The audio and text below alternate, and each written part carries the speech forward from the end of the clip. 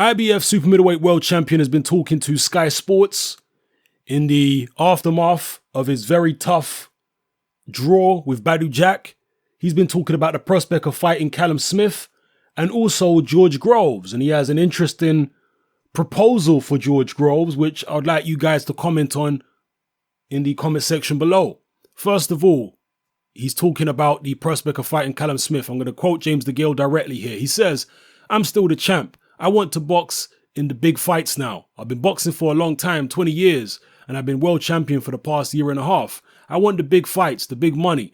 Boxing is a hard sport and I don't want to be in it for too long, but I'm willing to fight anyone. Whoever the boxing people in Great Britain want to see me fight, I'm willing to do it. 100% I'd like to fight Callum Smith. It's a massive fight, but it's a bit difficult because I'm very good friends with his brother, but we can stick it aside. We're both ambitious young fighters, and I think it would be a good one. It's a hell of a fight." So those are the words of James Degale talking about his future and the prospect of fighting Callum Smith. He goes on to talk about George Groves. I'm going to quote James Degale again here. He says, "He's been running his mouth and is meant to be boxing for the WBA title. It's easier to fight me at the O2 Arena or the Emirates Stadium for the IBF. He'll make money. I'll make money. So let's do it. History goes back with me and George Groves, but I'm mature. I've got a lot older and he doesn't bother me. I've left him speak. He's choking on my dust and I'm happy with what I'm doing. It's time to get Eddie Hearn to speak to his promoters and we'll move forward, but that's a massive fight." James Degale goes on to say, "I watched the fight back last night twice and I gave myself 5 of the first 6 rounds. I still think I won. I won by a couple of rounds plus the knockdown. I finished it better. I had a good round 10 and 11 and I definitely won the fight. I've asked for the rematch and he's looking for every excuse. He doesn't want to fight me." So those are the words of James Degale, and that last bit of the quote was him talking about the Badou Jack fight, obviously. It says he's rewatched it. We know that he wants the rematch. We know he's open to that. He said it in the ring at the time. So nobody can ever accuse James Degale of ducking a rematch because the first fight was hard. No, Badou Jack says, you know what? I got away with a draw. And when I say got away with a draw, Badou Jack and Floyd Mayweather's perspective is that this is the second time in a row when they have got a draw when they should have got a win. So they're looking at it like, you know what? Let's not give the judges another opportunity to try and rob me, but this time give me a loss instead of a draw. That's the way Badou Jack seems to be looking at it. I'm sure he would be up for a James Degale rematch in an ideal world if he thought he was getting fair judging. And I'm not saying he didn't get fair judging. I'm just saying this is what I believe Badou Jack's mindset is and what his perspective is. So I believe him and Floyd Mayweather are saying forget about the Degale fight because they don't trust the judges. I think that's what they're thinking. And also moving up to light heavyweight to pursue Adonis Stevenson. So anyway,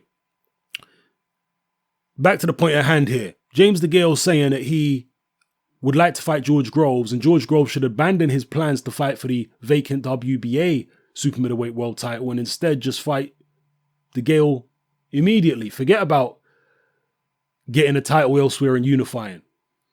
That's kind of silly. I don't see why George Groves would do that.